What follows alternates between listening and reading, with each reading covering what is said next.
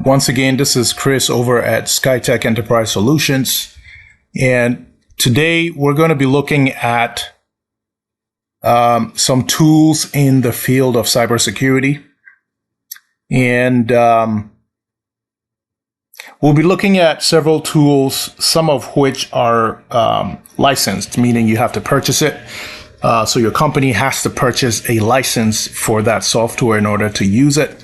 And others are free tools, right? Others are open source software or resources that are free to use. So you have to keep those two in mind. Open source tools and licensed tools, okay? So the first tool we're going to look at here is actually, so this is not even software, it's a website. And if you, as a cybersecurity professional, you know, your job is mainly going to be investigating incidents within your organization's network, malware, spyware, bots, virus attacks, remote hacks, you name it, you're going to be at the forefront of that, right? So your daily routine is pretty much going to include hunting down threats that have already entered your network and have done damage, as well as preventive measures in preventing those attacks from coming. It could be through email, phishing attacks, could be through servers. It could be internal attacks, you know, when the bad guys within your network, or could be when the bad guy is outside of your network. So let's get into it. First tool we want to look at is called the some people call it MITRE or MITRE attack. And you're looking at the website right now. It's at attack.mitre.org. So this site is it presents you with a framework, right? So it really doesn't do any actual activity or action. It just shows you a set of ideas. It gives you a matrix, if you will, that tells you how the common attacks occur within your network, and also how the bad guys are able to target you and attack you. So the first thing we want to look at here is that we notice the interface here, right? If you go over here, it says this MITRE attack is a globally accessible knowledge base of adversary tactics and techniques based on real world observations. The attack knowledge base is used as a foundation for the development of specific threat models, methodologies in the private sector, in government, and in the cybersecurity product and service community. So this here tells you what it is, right? It's a set. It's a knowledge base of tactics and techniques used in real world observations. So when we jump down here, we see that, let's see, we have 1, 2, 3, 4, 5, 6, 7, 8, 9, 10, 11, 12, 13, 14 pillars here that tells you the techniques that a bad guy, right? We'll just call it that. A bad guy can use to get into your network or attack your assets, the assets of your organization. So the first thing we want to look at here is this first pillar here, reconnaissance. Okay, and reconnaissance basically is the bad guy coming to spy on what you do, right? Coming to spy on how your network is set up, the kind of operations that you run, how many servers you have, what your firewall looks like. Okay. They need to know that they want to come for your stuff. They want to come for your data, your credit cards, processing information, your gigabytes of internal data, your highly classified security clearance level data.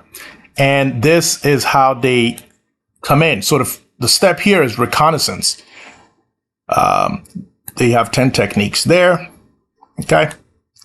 First one we want to look at here is active scanning. So when it comes to active scanning, of course, they can run, they can have a piece of code that somehow, is sent to folks in your organization.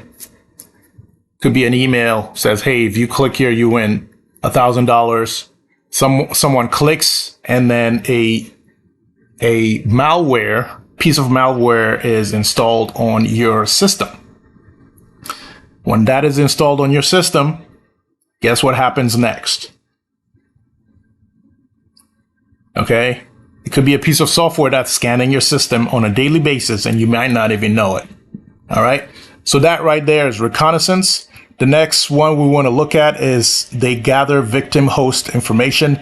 So your computer or the infected computer is now a victim, right? Let's say John comes to work, grabs his coffee, sits at his desk, opens up Outlook, and clicks on that email.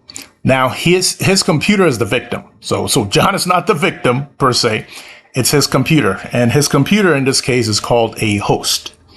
Okay, the bad guy can use that malware to gather information on that computer. It could be the login to that specific computer. It could be John's logins to other systems within your network. Okay, it could be anything. The next step we're looking at here is they gather victim identity information. So the first time was victim host. Okay, so the next step here is victim identity. Now, this victim here could be John himself. Okay, could be John himself. They're gathering information about John. As I mentioned earlier, it could be his first name, last name, password. Okay, could be his job title, who he is, etc. The next item we want to look at is they gather the victim network information. And again, this victim could not be John. It could be his computer. So in this case, it's the computer's IP address, MAC address, what have you.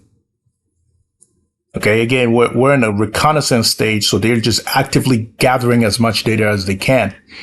All right, so the next step here is gather victim network information. Again, as I mentioned, IP address, MAC address. Okay, that's all valuable information. The next item we want to look at under reconnaissance is when the bad guy wants to gather the victim organization information. So now that they've been able to grab control, well, they're spying. They don't have control yet. So they're spying on that computer. They can gather information about the organization. Okay, so they know who your C-suite employees are, who your CIO is, your company owner, your managing director. All these folks are easily accessible at this point, right? The bad guys, depending on what kind of malware they write, they can either grab all these people's information or they can send them email directly. They can do a lot. They can learn about your organization, the organizational hierarchy, whose job is what, who makes decisions about certain things within that organization. So there's a lot they can do here. Certainly they can find out what the IT department within that company looks like and how powerful and strong they are. There's a lot of data they can find from here. Okay.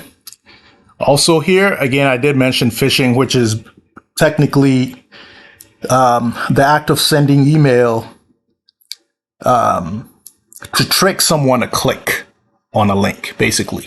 If you ever gotten one of these emails that says, hey, you're going to win $1,000 if you click here, or free iPhone, or, Home Depot, which is fake, not the real Home Depot, but there's always a misspelling within the email or the title of the companies, or the logo might be different, and you go click on it and now they have you. Okay.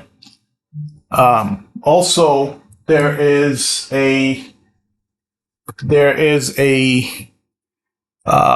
next one we want to look at is search close closed sources. Closed sources, this indicates sources that are not easily available and searchable and findable, etc. Right now they can actually search it because they are within the network. Okay. The next item is they can search open technical databases. So this is where, for instance, let's say your company's IT department has a specific knowledge base where they put, a lot of IT teams basically go in and say, hey, how did you solve this issue? This is a known problem within our network. Write a little something about your solution, and so that future IT folks can read it if they need to and use it as a database to solve issues, right? So now the bad guys can go in there and check that out and see what your weak points are and exploit that. Those weak points. They can also search open websites and domains. Right. So once they're in your network, they can see what websites you have that are forward-facing external websites. So these are not intranets. Of course, the intranet sits within your network and it's only accessible within the network. But if you have websites that are open to the World Wide Web, now these bad guys know it's there and they can actually easily go out there and do damage to it. Okay. Or simply steal data. Or monitor. They can deface your website. There's so many things they can do. Then now they can also search victim-owned websites. So now they've compromised your system and they can search your websites. They can go into the code. They can see old articles. They can see old files that you've put out there, gather information. Who knows what else they can do with it? They can change data on the fly. They can install malware into your sites. There's so much they can do. So malware is such a big deal in a lot of IT environments, especially within the cybersecurity world. Okay. Now there are other pillars here. The next one is resource development. And here is when the bad guys will acquire infrastructure. Okay.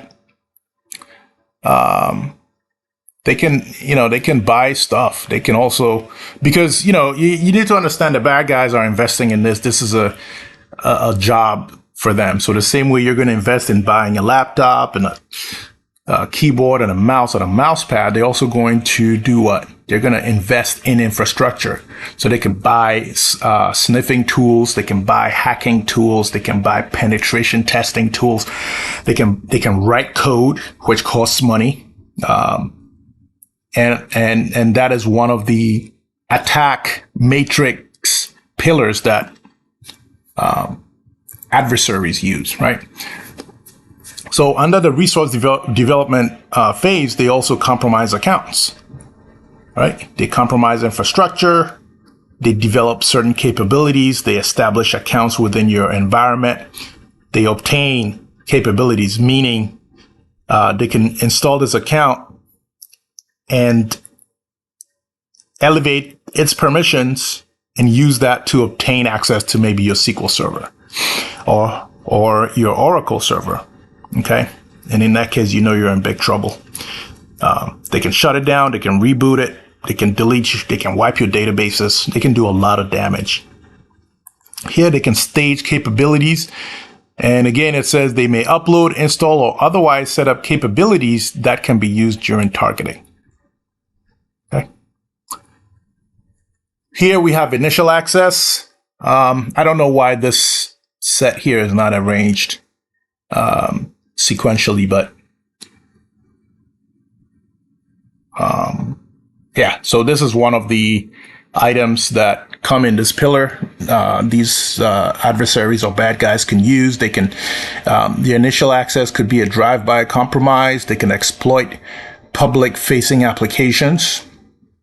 They can also do an external remote attack. Hardware additions. I mean, this could be a flash drive that they, someone can walk into your building and say, hey, I'm looking for Mr. So-and-so. They sit around and they could leave a flash drive, right? One of your employees sees it and says, hey, there goes a flash drive. They plug it into a computer to see what's on it. Boom. Malware gets installed. Now you're compromised. That's a very common thing. It happens a lot. Okay, phishing is very common as well. So phishing is when, the way it really works is you get an email containing malicious attachments or links, and they execute malicious code. And like I said, it could be, and it's not always malicious, like it's going to wipe your machine or destroy it on contact. Sometimes it's just a spy piece of code. It's just going to sit there and read your keystrokes, or gain information, or just be there to log your activity, right? So that can also happen during the initial access. Replication through removable media.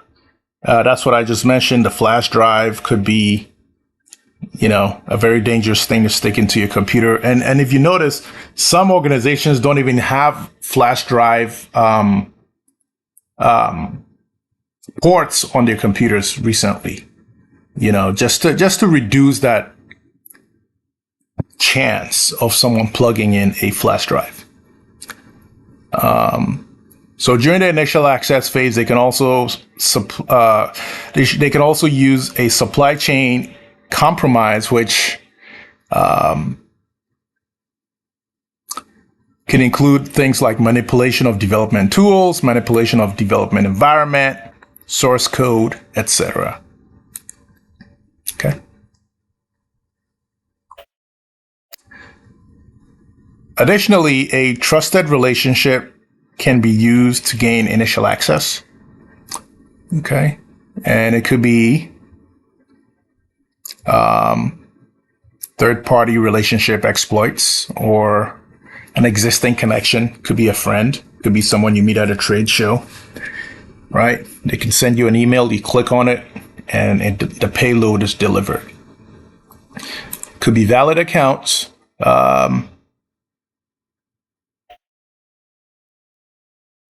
That's also possible. So this framework is really detailed, and you need to really pay attention to it. So we'll just kind of read these headers, because this is super detailed here. That's homework for you to go do. All right. So we've started with reconnaissance, where the adversary spies on you.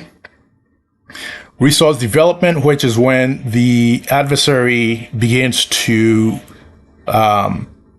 this really happens after initial access. They're in your network in this stage, and they're using, they're gaining a foothold, right? They want to establish several accounts so they can wreck your system or spy on your system quietly. So a lot of times it's not destructive activities. They're spying on you to steal information. Okay. Maybe you could have developed some new medicine to fight cancer, and they can spy on you for years. You may not even know. Then all of a sudden your competitors are coming out with the drugs that you're working on, and you're like, what is going on? How is this happening? How are they beating us? All the research and development you've done, okay, at great costs and expense, and your competitor just comes out with that medication, and you're caught unawares. Okay. So again, we have initial access. Execution is where they actually implement the damage that they plan to wreak on your system. Okay, so execution, we all know what happens there.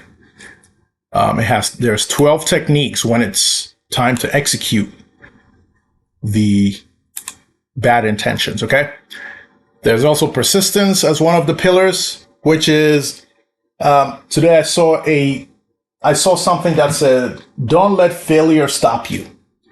Okay. And that, that can apply in all aspects of life. Persistence. When you try and you fail, try again. So the bad guys are also doing the same thing, right? Don't think it's only the good guys who should take that advice. bad guys are also doing the same thing, persistence. Privilege escalation. So here, the bad guy has gained access into your environment.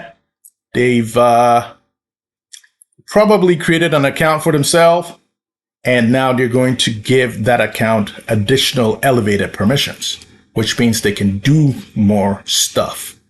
And by stuff, I mean damage. Defense evasion. This aspect here is when they're in your network, the bad guys are in your network. They know you have several firewalls and virus scanners and malware, bots, killers, and whatnot. And they figure out ways to do what? To evade your defenses. Okay? And this is also similar to when you catch a disease from a virus. The common cold is in your system. And no matter what you do, it's not, no matter what medicines you take, it's just not solving the problem, right? That means the virus is evading the medicine. Okay. The next step we want to look at is credential access. Now, credential access is when your adversary or the bad guy tries to get into your environment by one means or the other. Again, there are 16 techniques here. So each one of these pillars has multiple techniques, and you can see it written 30 techniques, 16, 42 over here. Credential access has 16 techniques. One of them includes brute force. That's when they run a password cracking software against your network. So look, all they need really in some cases is to know the name of one person, John Doe, JD, right?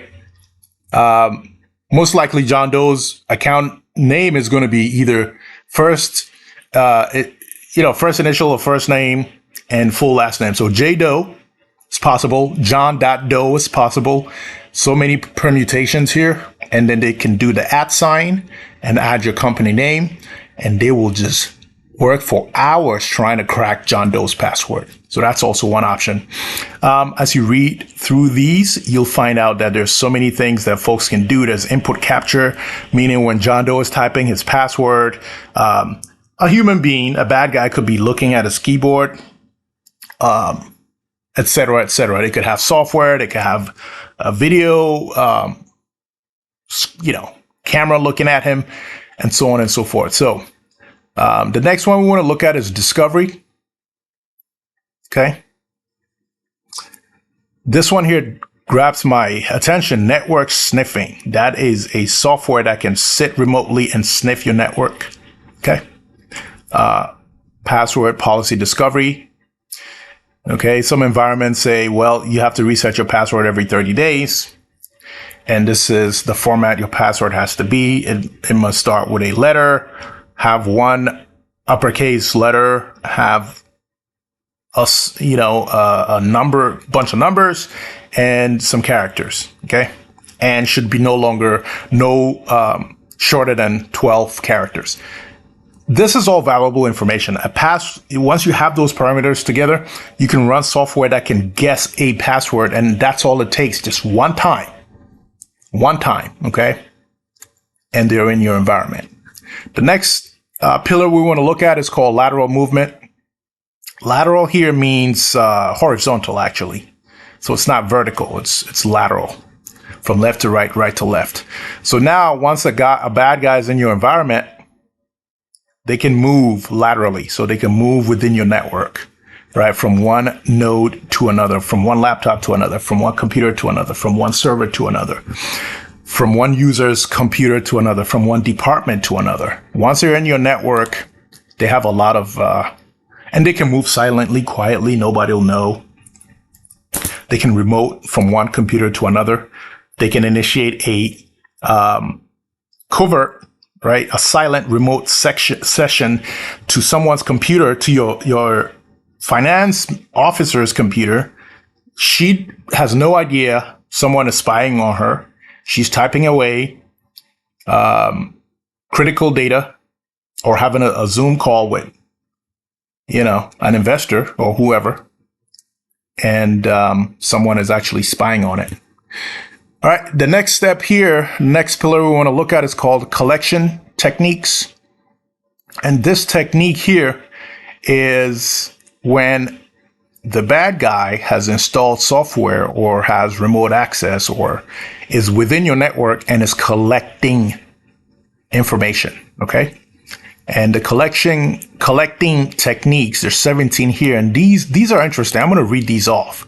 Video capture, that makes sense, okay? Screen capture, obviously the software that I'm using right now to record this session here is a video recording tool, right?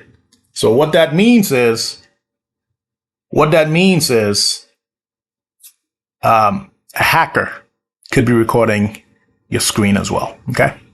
Input capture, when you're typing, all right, someone can be recording your keystrokes and then they can play it back later, print it out, look at it and say, I got your password. Okay, email collection, yeah, that's also doable. Data stage, data from removable media, that flash drive I spoke about. Don't drop any anonymous flash drives into your, don't plug them into your computer.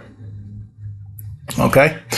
The next one is data from network shared drive. Yeah, so your shared drive could also be compromised. And yeah, data from there, you go click on a folder and,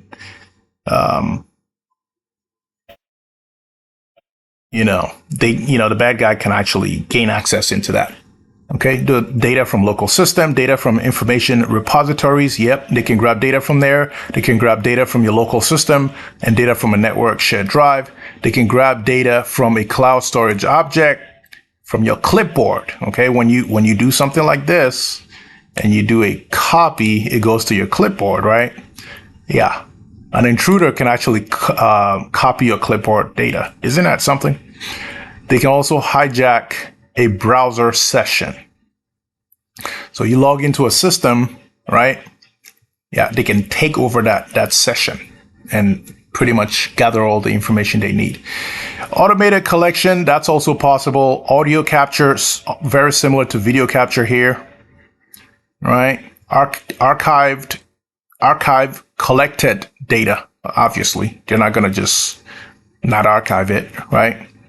And here there could be the adversary in the middle, meaning once you're in your network, sometimes they don't even need to be in your network. Okay, you could be having a video chat, a Zoom call with someone, and I know we've all heard stories where unwanted people, uninvited parties can actually crash a Zoom video call. Right. So these things do happen. These things do happen in real life. And that is the collection phase. OK, so the next phase is the command and control pillar, where there's 16 techniques here. The next one is exfiltration, which means now they have the data they want and they want to just move this data back to their mothership. Okay, so how do they do that? How does the bad guy do that after they've gained what they want? There are generally 9 techniques here. Okay, and then impact. What impact can a hacker, an adversary, impact on your network? What bad impact can they put on your network, right? They could do a system shutdown and reboot. They can stop a service. They can hijack resources. Okay. Could be bandwidth. Your SQL server, shut it down. SharePoint stops working. All hell breaks loose.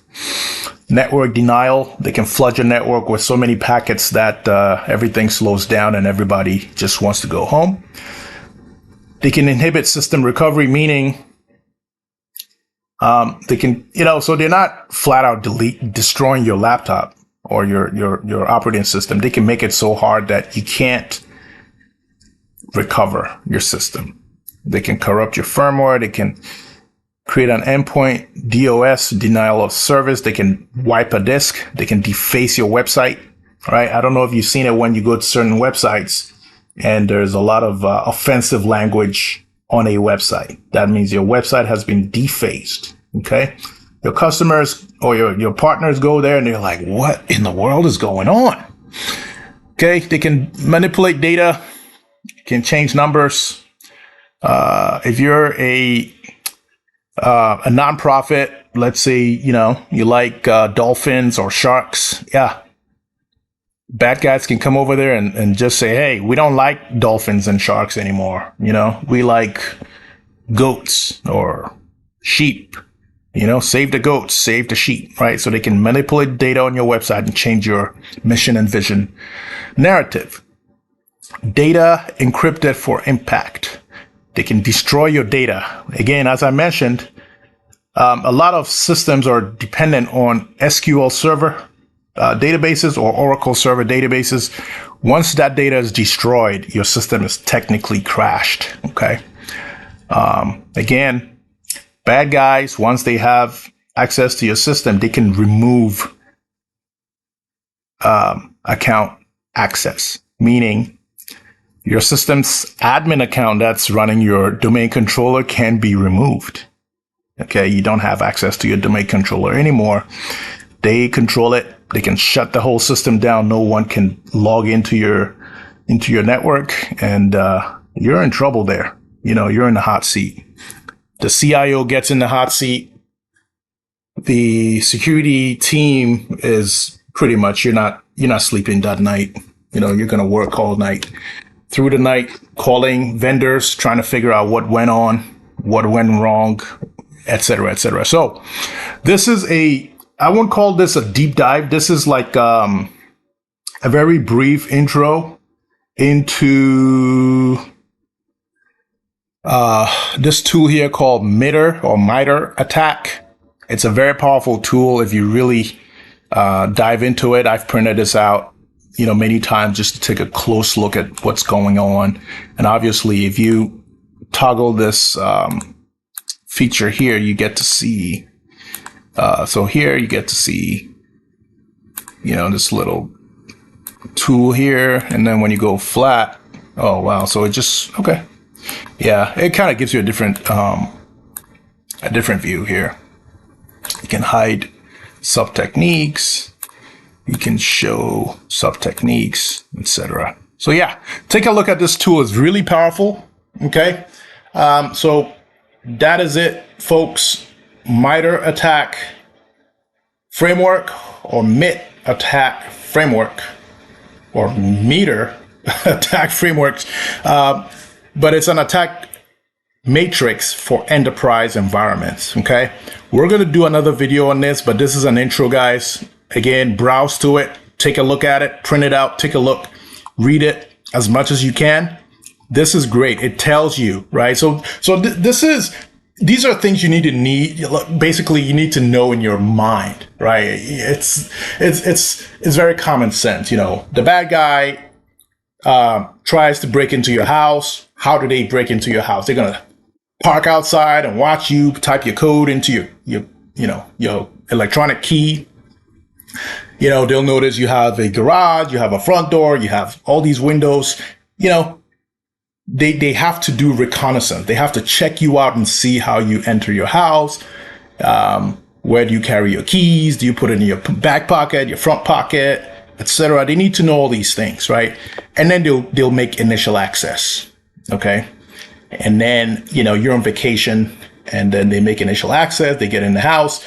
They may not steal anything immediately, right? They may come in and bug your house, lock the door, and leave. Or they might steal everything you got, right? So at that point, it's all up to their discretion.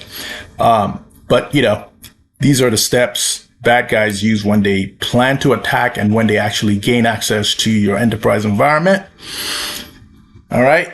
And that will be our video for now. I'll be doing another video on a similar tool in your cybersecurity toolbox. Okay. All right, guys. See you in the next video.